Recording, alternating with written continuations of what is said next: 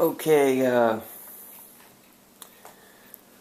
scored this rifle recently.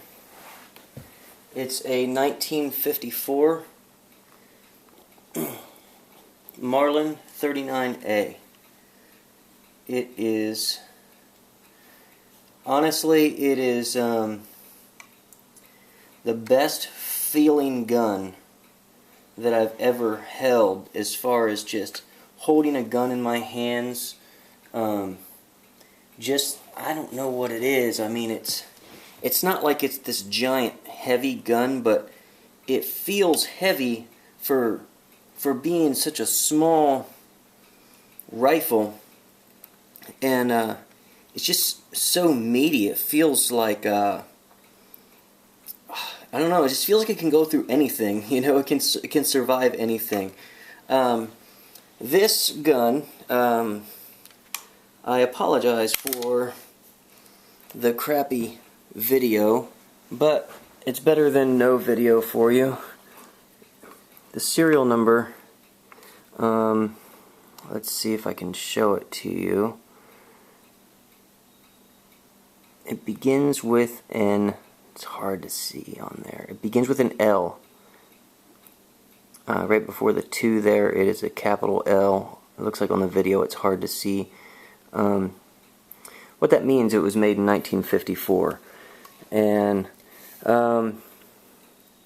this particular serial number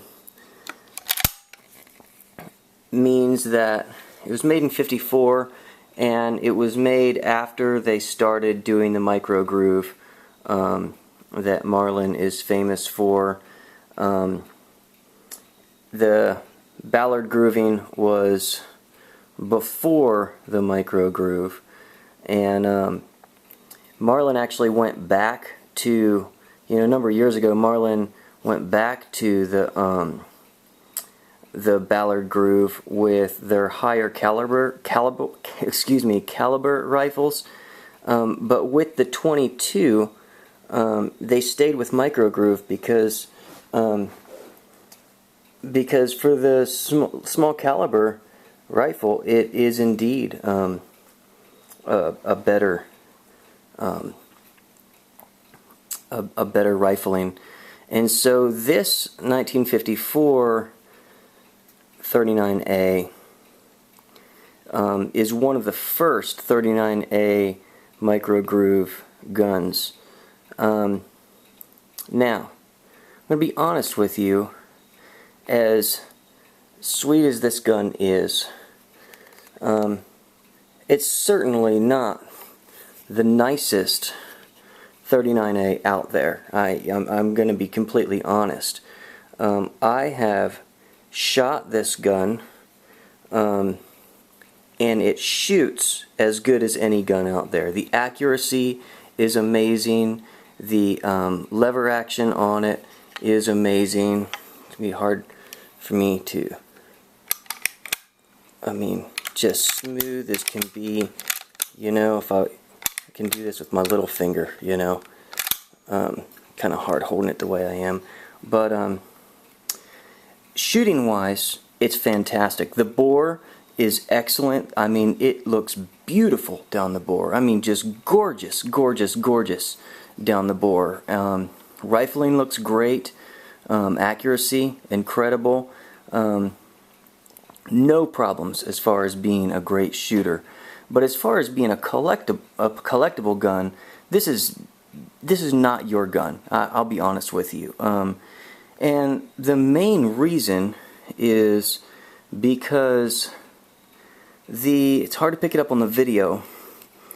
The barrel has, here's my guess. My guess is that the old farmer that had it maybe had it in his barn or something for a time, and it got some surface rust on it, and you can see, not very well on the video, I don't believe, but you can see that it was that there was rust, surface rust, kind of brushed off, maybe with a wire brush or something. There is there's on the whole entire barrel, and even on the receiver some you can see these brush marks. I think you can see it a little bit there on the video, all going in this direction.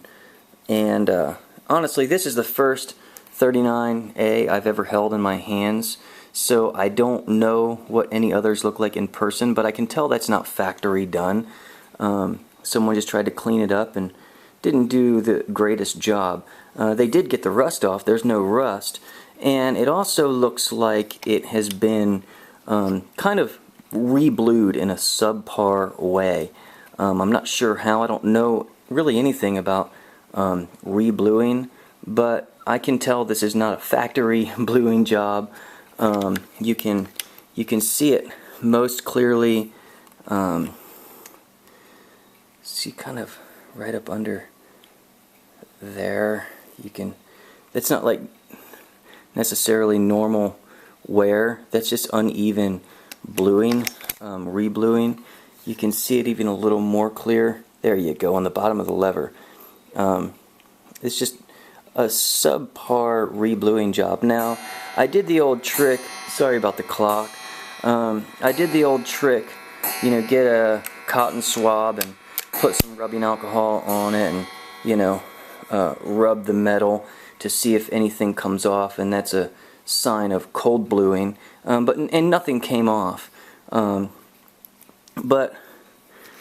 also on the stock, no cracks. It's a beautiful walnut stock. In fact, that little white bullseye there, some people thought that that's where the sling would go if you were to put posts in for a sling, and unfortunately drilled them out. But actually what that is, that's a factory piece in the gun. Many of these old ones, that little bullseye is missing. But what that means is that this is an American walnut stock. And so this is a fantastic American walnut stock. Let me see that butt plate there. It says Marlin on it. But the stock has been has had a coat of a poly or something put on it. You can see kind of, if the light is right, you can see, there you go, how it's not the smoothest job. I mean, it's not like this ugly, nasty stock, but someone did throw, hey, look at the moth, throw some poly on it. But anyway, so yeah, that is how this gun came to me. I got it from an old farmer that's not around anymore, and in Chillicothe, Ohio. And yeah, that's the gun. Just being straightforward with you with what I know about the gun. Trying to turn this so the light is right. Again, I apologize for the kind of crappy video, but see if I can get my cell phone light in there, shine that in there for you. No, nothing terrible down in there. Looks good. I've had this completely apart. I've cleaned it, and one cool thing about this gun is I really love that that bolt. I mean, the slot is for a coin. A quarter fits perfectly in there. You know, I just keep it hand tight. You real fast take down here. Alright, you bring it out till it wobbles. You don't bring it all the way, and there you go. Let me show you one part at a time. Everything in there nice and clean. Looks good.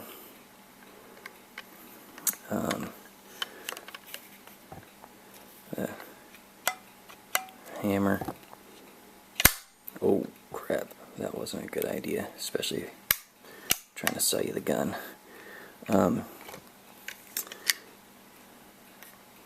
Goes back together like this. I apologize for the roughness. I'm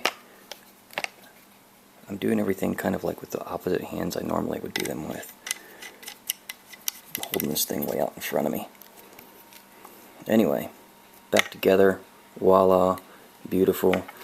Sorry I didn't show you the inside of this piece very well, but it looks good, nothing wrong, normal wear in there.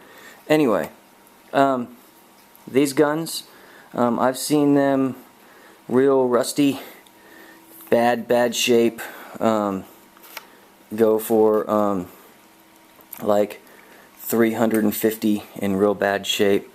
In wonderful shape, they go, you know, they fetch close to $1,000. And tube mag, I believe it holds 14 rounds. Oh, another thing is that this is a 20-inch barrel, not a standard 24-inch. The Mountie versions of this gun, they had a 20-inch barrel, but this doesn't say Mountie on it. In fact, the lettering up top, see if I can get real close, not all of it is super clear because of that wire brushing job or whatever they did, but what I can read on it, I can't read the word Marlin here, but I can read Firearms Company, established 1870, New Haven, Connecticut, USA, model 39A, micro groove. That I can read, but it doesn't say Mountie anywhere on it, but it is a 20-inch barrel, just like the Mountie gun. I don't know if that means it's a Mountie, but they did make the Mounties in the 50s and 60s. The 20-inch barrel does not doesn't affect the accuracy according to veterans of this gun. It's the only one I ever shot. Man, I wish I could keep it. It is super sweet. I really like the sight picture you get. You can mount, there's holes there to mount a scope. Also, this gun has these screws here. This screw configuration is for one of those side mount scope mounts that I've heard of. I don't know what kind they are, but I hear they're getting really expensive. Here, let me. But anyway, really cool gun. It's going up for auction real soon, and not a collector, but a fantastic shooter. One thing I like about this gun is, since you know it's not going to bid up to $1,000. Because it's not one of those amazing collectors Marlins. I like that someone's going to get it that actually loves to shoot a nice 22. That is going to be someone that that normally, like, they kind of wish, this is my guess, that someone's going to get it that they always wish they could afford one of these guns, but they're just too pricey, and but this one's affordable. I don't know what affordable is. We'll see who the highest bidder is. But you know, it's not. You know, I'm just being honest. You don't want to bid $1,000 on this gun. You know, I wouldn't bid anywhere near that for this particular 39A. But we'll see where the bidding goes, and happy bidding. Good luck to you. Hopefully, if you're one of those, you're one of those people that wishes you could always get your hands on one of these in an affordable way. And this one will be more affordable than some for you. Great gun. Like I said, I wish I could keep it, and I hope I can afford to get one and keep one sometime. Anyway, happy bidding. This is Milsurps and More. And we'll hopefully be chatting later on because you won the auction. Take care and God bless.